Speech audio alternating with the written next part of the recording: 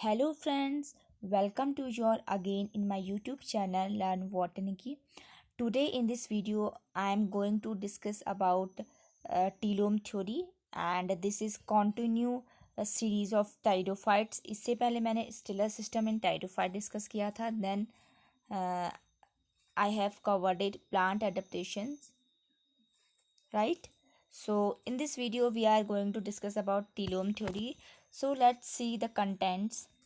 In this video, we will discuss about what is telome, origin of telome, steps of telome theory, and merits and demerits of this theory.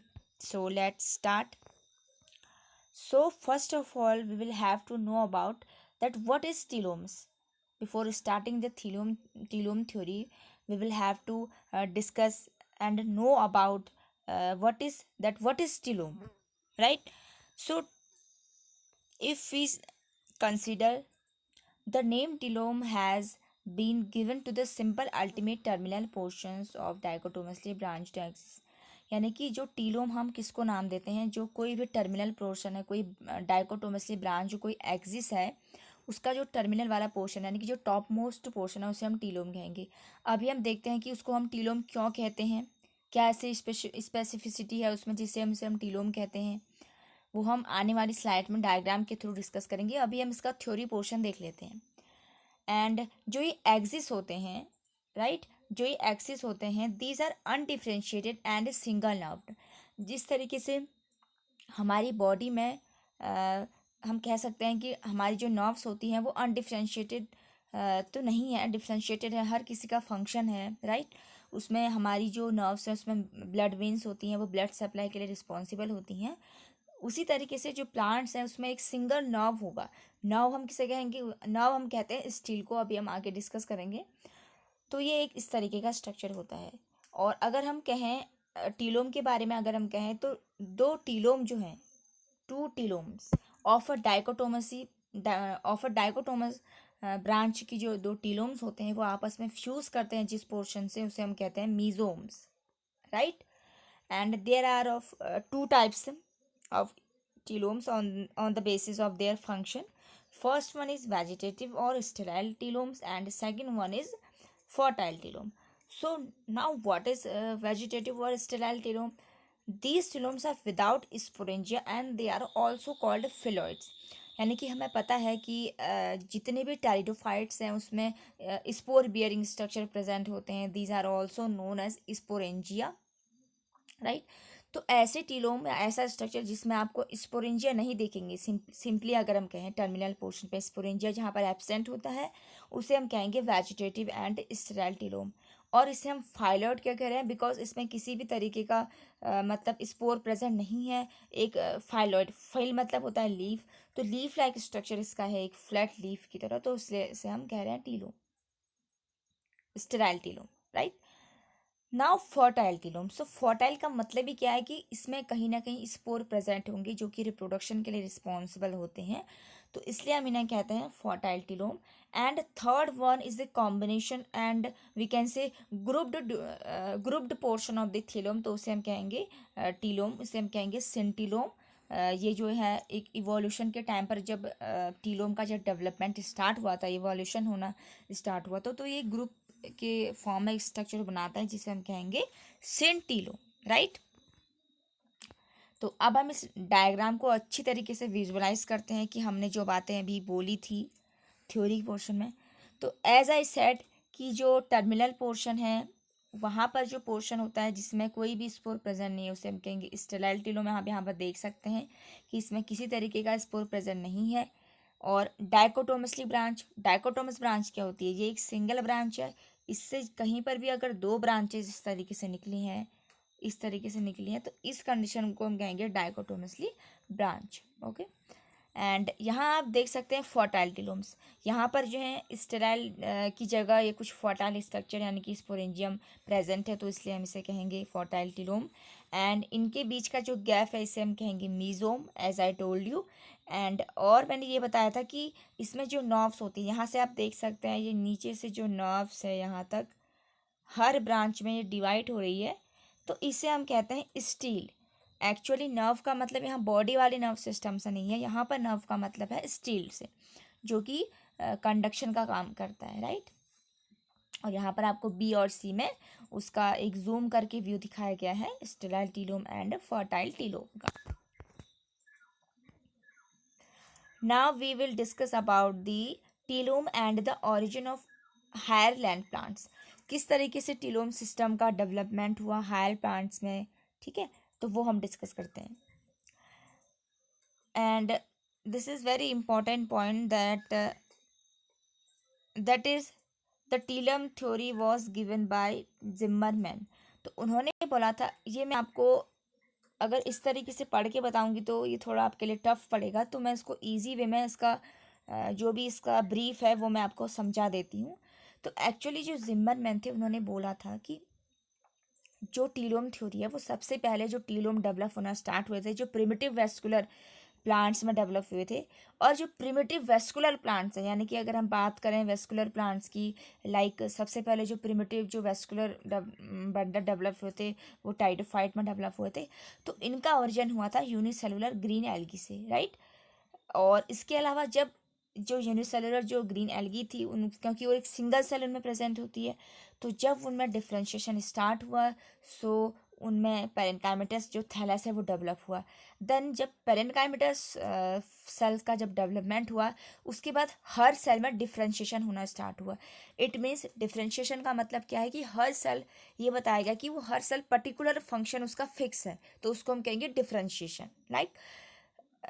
और साथ ही साथ उसमें फिर meristematic tissue जो है develop होना start हुए थे इरेक्ट ब्रांचेस से। हमको पता है कि जो टर्मिनल पोर्शन होता है प्लांट का ब्रांचेस का, तो वहाँ पर जो है मेरिस्मेटिक टिश्यू डेवलपमेंट स्टार्ट होता है।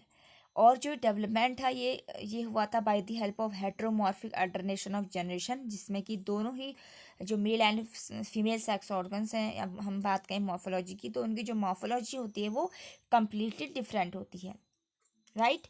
अब धीरे धीरे क्या हुआ, जब ये ब्रांचेस डेवलप होना स्टार्ट हुई तो उसमें कुछ स्पोर्ट्स बियरिंग स्ट्रक्चर डेवलप होना स्टार्ट हुए।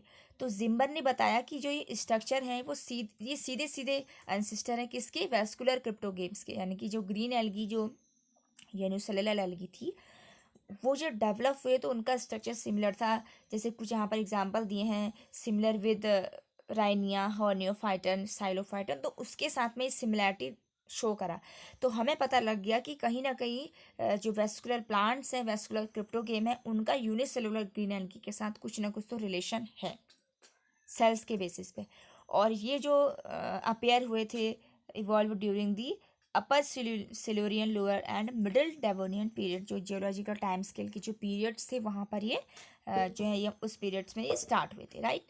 एंड द स्पोरोफाइट जो है प्रिमिटिव टाइप का, अगर हम वेस्कुलर बंडल की बात करें तो उसमें जो एरियल वाला जो पोर्शन है, जो टर्मिनल पोर्शन है, वो डेवलप करता था, वहाँ से स्टोमेटा डेवलप होना स्टार्ट हुए। और जो बेशल वाला जो पोर्शन था वहाँ से राइजोइड्स जो है डेवलप होना स्टार्ट हुए। अगर हम बात करें वेस्कुलर बंडल को छोड़ के, अगर हम बात करें स्टिलर सिस्टम की, तो ये प्रिमिटिव थे, राइनिया, हॉर्नियोफाइटन, साइलोफाइटन, इन्हीं में सबसे पहले देखा गया था टीलोम थ्योरी को। तो ये जो है इसमें प्रोटोस्टेनिक वेस्कुलर बंडल प्रेजेंट है, ये मैंने आपको पहले भी बताया है, क्योंकि ये प्रिमिटिव टाइप के वेस्कुलर प्लांट्स होते हैं, प्रिमिटिव हैं एंड फॉसिल्स हैं एक्चुअली, राइट, ठीक है। तो ये सब जो है इनमें डेवलप होना स्टार्ट हुए। तो इस तरीके से हमने मान लिया कि ये जो बेसिस है वो एक प्रोवाइड कराता है टीलोम थ्योरी के डेवलपमेंट के लिए। अब हम बात करते हैं कि टीलोम थ्योरी में किस क्या क्या प्रोसेस होती हैं, क्या क्या स्टेप्स हैं। So Zimmerman suggested that the following 5 elementary processes were responsible for the development of higher vascular plants from the early vascular cryptogames। तो उन्होंने बताया कि इसके लिए मेन आपकी जो 5 स्टेप्स थे वो इन्वॉल्व थे, जिसकी वजह से जो है जिम्मरमैन ने बताया कि ये टीलोम थ्योरी का डेवलपमेंट स्टार्ट हुआ था। तो हम धीरे धीरे इन प्रोसेस को देखेंगे। These are overtopping, planation, syngenesis, reduction and curvation. तो हम देखते हैं कि इसमें होता क्या है। तो पहली प्रोसेस थी ओवरटॉपिंग। सिंपली देखते हैं, पहले पढ़ लेते हैं कि क्या है इसमें एक्सप्लेन हमने किया है। One of the two dichotomising branches outgrowths the other hand become larger and mechanically stronger. Larger branches form axis, overtop branches form lateral branch. तो यहाँ पर क्या था, पहले अगर हम देखें तो पहली कंडीशन ये है एंड दूसरी कंडीशन ये है जब ओवरटॉपिंग हो गई। तो यहाँ पर फर्स्ट केस में दो आपकी ओवरटॉपिंग ब्रांचिंग है। अगर हम बात करें ये एक सिंबल ब्रांच है, इसके बाद दो इसमें ब्रांच निकली, उन दो से भी आगे दो हैं वो दो ब्रांचेस फॉर्म हुई, राइट, इस तरीके से। तो इसमें क्या होता है, जब जब एक सिंगल ब्रांच जब डेवलप हुई उसमें आउटग्रोथ निकला, यानी कि जो आगे की ग्रोथ हुई वो लार्ज थी एंड मैकेनिकल स्ट्रॉन्ग थी, राइट। अब हम देख सकते हैं ये जो लार्ज है ये इस तरीके से डिवाइड हुई, ये लार्ज वाली पोर्शन ये है एंड स्मॉल पोर्शन ये है। तो जो लार्ज पोर्शन है वो एक्सिस की फॉर्मेशन करता है, यानी कि it will form axis and it will form lateral branches, जो ओवर टॉप्ड जो ब्रांचेस होती हैं जो ज़्यादा निकली हुई हैं, राइट। एक्चुअली इस केस में ओवर टॉप्ड ये है क्योंकि इसमें ग्रोथ ज़्यादा है, तो over top branches lateral branches बनाएंगी एंड जो लार्जर ब्रांचेस है वो एक्सिस बनाती है, यानी कि जिसमें ग्रोथ ज़्यादा है वो लेटरल ब्रांचेस की फॉर्मेशन करती हैं। Second process is planation. Planation का मतलब ही है कि जो ब्रांच डेवलप हुई है उसका प्लेन होना, राइट। तो इसमें क्या होता है, rearrangement of telomes and mesomes form from a 3 dimensional pattern to a single plane. तो यहाँ पर आप देख सकते हैं कि पहला जो फिगर है उसमें आप देख सकते हैं कि किस तरीके से जो है ये आपस में मर्ज है दोनों ब्रांचेस, लेकिन उसके बाद जब प्लेनेशन स्टार्ट हुआ तो वो प्लेन अपनी पोजीशन में आ जाती हैं, इक्वली डाइकोटोमसली ब्रांच वहाँ पर अरेंज हो जाती है, तो इस वजह से यहाँ पर रीअरेंजमेंट होता है। Third one is syngenesis. तो सिनजेनेसिस क्या है, telomes and mesomes fuse tangentially, parenchymatous tissue is developed in between known as webbing process. In some of Selaginella, in stem of Selaginella, polystylic condition due to simple parenchymatous webbing. तो सिनजेनेसिस में कुछ नहीं है, simple process है। जैसे यहाँ पर आप देख सकते हैं कि ये एक प्लेनेशन के बाद जो कंडीशन है वो है, उसके बाद जब धीरे धीरे उसमें कवरिंग बनना स्टार्ट हुई, डेवलप जब टिश्यू में डेवलपमेंट हुआ, टिश्यू में डिवीज़न हुआ, तो उसके बाद उन्होंने एक वेब लाइक स्ट्रक्चर, यहाँ पर आप देख सकते हैं कि इस तरीके का कुछ वेब लाइक स्ट्रक्चर बना है जिसे हम वेबिंग कहते हैं, राइट। और ये कंडीशन जो है इन स्टेम ऑफ सिलेजिनेला, अगर हम पर्टिकुलरली सिलेजिनेला की बात करें तो वहाँ पर एक कंडीशन जो है सिंपल पेरेनकाइमेटस वेबिंग की वजह से होती है। तो यानी कि सिनजेनेसिस में कुछ नहीं है, सिंपल सेल का डेवलपमेंट होता है, सेल्स डिवाइड होती हैं एंड वो एक वेब लाइक स्ट्रक्चर बनाती हैं, एक जाल की तरह। रिडक्शन, रिडक्शन कहीं ना कहीं रिड्यूस यानी कि कम होने से रिलेटेड है। तो इसमें क्या होता है, activity of terminal meristem of each telome suppressed resulting into much shorter branches responsible for microphyllous leaves of Lycopsida and Sphenopsida, needle like leaves of conifers. तो रिडक्शन में क्या हुआ, जब at the time of telome formation, तो जैसे मैंने आपको पहले बता दिया कि इसमें डाइकोटोमसली ब्रांच थी, लेकिन कभी फिर क्या हुआ उसके बाद कुछ जब डेवलपमेंट कम हो गया सेल्स का, सेल्स डिवाइड नहीं कर पाई, तो उसके बाद क्या होता है कि जो अपर पोर्शन वाले जो टर्मिनल सेल्स हैं, राइट, तो वहाँ पर जो है वो सप्रेस हो गई, यानी कि उनकी ग्रोथ रुक गई। तो ग्रोथ के रुकने से क्या होगा, सेल डिवीजन नहीं होगा, तो सेल डिवीजन नहीं होता है तो उसके बाद क्या होंगे, ये ब्रांचेस जो हैं आप देख सकते हैं कि कितनी शॉर्ट हो चुकी हैं। डाइकोटोमसली कंडीशन यहाँ पर ऑलमोस्ट कम ही हो चुकी है, राइट। और ये जो कंडीशन है रिडक्शन है किसके लिए रिस्पॉन्सिबल है, इसी की वजह से अगर हम बात करें जो लाइकोप्सिडा यानी कि लाइकोपोडियम, स्फेनोप्सिडा, ये सब जो कुछ क्लासेस हैं टेरिडोफाइट्स की, तो उनमें जो है जो माइक्रोफिल्स है यानी कि जो लीव्स थी वो स्मॉल थी इसी वजह से, राइट। एंड इसी वजह से कोनिफर्स में भी क्या होता है कि जो निडल शेप्ड जो लीव्स होती हैं वो प्रेजेंट होती हैं due to the reduction. Now curvation. Curvation का मतलब क्या होता है कि किसी चीज़ का मुड़ना, कर्व हो जाना। तो कर्वेशन क्या हुआ, उसमें क्या हुआ, फिर धीरे धीरे जब मतलब जो कम्प्लीटली जब रिडक्शन हो गया था तो उसके बाद जो ब्रांचेस है जो टर्मिनल वाली उन्होंने कुछ बेंड करना स्टार्ट किया। बेंड करने से पहले उनके जो टर्मिनल पोर्शन है, ये जो पोर्शन है टर्मिनल वाला, अगर हम बात करें ये डाइकोटोमस ब्रांच की, तो ये जो टर्मिनल पोर्शन है यहाँ पर कुछ फर्टाइल ब्रांचेस डेवलप होना स्टार्ट हुई। तो इसकी दो प्रोसेस हैं, इनकर्वेशन एंड रिकर्वेशन। तो इनकर्वेशन में क्या होता है, downward shifting of the sporangia from the terminal और ventral surface of the leaf in Pteridopsida. तो टेरिडोप्सिडा में क्या हुआ था इनकर्वेशन में, कि जब डाउनवर्ड यानी कि जब नीचे की साइड को जब शिफ्टिंग होती है इस तरीके से, तो इसको हम कहते हैं इनकर्वेशन, जो कि टेरिडोप्सिडा में प्रेजेंट होता है। रिकर्वेशन का मतलब क्या है, downward bending of the sporangia occurs along with the sporangial stalks in Sphenopsida. तो स्फेनोप्सिडा में क्या हुआ, टेरिडोप्सिडा में तो सिंपल ब्रांचेस में जो फर्टाइल टिलोम थे वो कर्व हो गए, लेकिन रिकर्वेशन में उसके साथ साथ फर्टाइल ब्रांचेस के साथ साथ जो उसकी ब्रांचिंग है लाइक दिस, आप यहाँ पर देख सकते हैं ये जो ब्रांचेस है ये भी इस तरीके से कर्व हो चुकी हैं, राइट। इनमें फिर ये फर्टाइल टिलोम है। तो इस तरीके की जो प्रोसेस है उसे हम कहते हैं रिकर्वेशन। अब हम डिस्कस करते हैं मेरिट्स एंड डिमेरिट्स। तो डिमेरिट्स क्या थे, telome theory provides an excellent interpretation of the origin and evolution of sporophyte of land plant. तो पहला मेरिट ये था कि टिलोम थ्योरी जो है हमें एक एक्सीलेंट डेटा देती है about the origin and evolution of sporophyte. और इसके अलावा जो ये टेक्निक है और वी कैन से जो ये थ्योरी है ये बेस्ड है आपकी phylogenetic relationship between organism. Phylogenetic का मतलब कि किस तरीके से वो इवोल्यूएट हुए थे, किस तरीके से इवोल्यूशन हुआ था, उस पर डिपेंड करती है, उस पर बेस्ड है। The elementary processes proposed by Zimmermann provide a basis of interpretation which remove outstanding morphological difficulties in the lower vascular plants। तो इसके अलावा जो जिम्मरमैन ने जो कुछ एलिमेंट्री प्रोसेस बताई थी वो भी एक बेसिस है कि किस तरीके से जो है मॉर्फोलॉजिकल डिफ़िकल्टीज़ को भी बियर करते हुए कि लोअर जो प्लांट्स है वो डेवलप हुए। तो ये आज के मेरिट्स हैं। अब हम बात करते हैं डीमेरिट्स।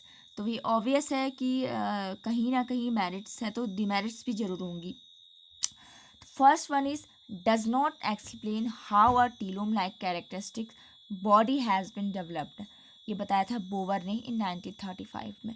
तो उन्होंने बताया कि इस थ्योरी की हेल्प से हम ये प्रेडिक्ट नहीं कर पाते कि किस तरीके से जो है टीलोम लाइक जो कैरेक्टरिस्टिक्स हैं वो डेवलप हुए थे। Telome theory does not explain the whorl और स्पाइरल अरेंजमेंट ऑफ स्पोरेंजिया। ये बताया था थॉमस ने 1950 में। तो थॉमस ने 1950 में बोला कि ये जो थ्योरी है वो ये नहीं बता पाई कि किस तरीके से, अभी हमने देखा जैसे पहले ना कि स्पोरेंजिया जो थे वो कर्व शेप में डेवलप है या फिर हम नीचे एक लटक के मतलब अरेंज थे, तो वो ये नहीं बता पाई कि किस तरीके से स्पाइरली अरेंजमेंट होता है। For origin of Lycopsida it is somewhat hypothetical. तो इन्होंने बताया था कि अगर हम लाइकोप्सिडा की बात करें तो कहीं ना कहीं पर ये हाइपोथेटिकल है। एंड्रू ने ऐसा बोला था। Do not provided an acceptable origin of all leafy structure. और ये सभी तरीके के जो लीफी स्ट्रक्चर हैं सिर्फ टेरिडोफाइट के लिए ये अलाउ करता है। उसके भी कुछ जो क्लासेस हैं उनके लिए लाइक टेरोप्सिडा, लाइकोप्सिडा, स्फेनोप्सिडा, तो उनके लिए एक्सेप्टेड है, सबके लिए ये एक्सेप्टेड नहीं है। It does not explain the derivation of the dictyostelic condition. इन्होंने बताया कि इससे जो है डिक्टियोस्टिलिक जो कंडीशन कैसे डिराइव हुई, क्योंकि हमने अभी बात की थी प्रोटोस्टिलिक थी। तो इस तरीके से इसमें कोई और जो स्टिलर सिस्टम है उसका तो कोई इंट्रोडक्शन ही नहीं था, कोई अकाउंट ही वहाँ पर नहीं था, राइट। तो it was all about the telome theory, right. So अभी आज के लिए इतना ही friends. If you like my video please do like, share, comment and subscribe to my channel. Thank you for watching this video.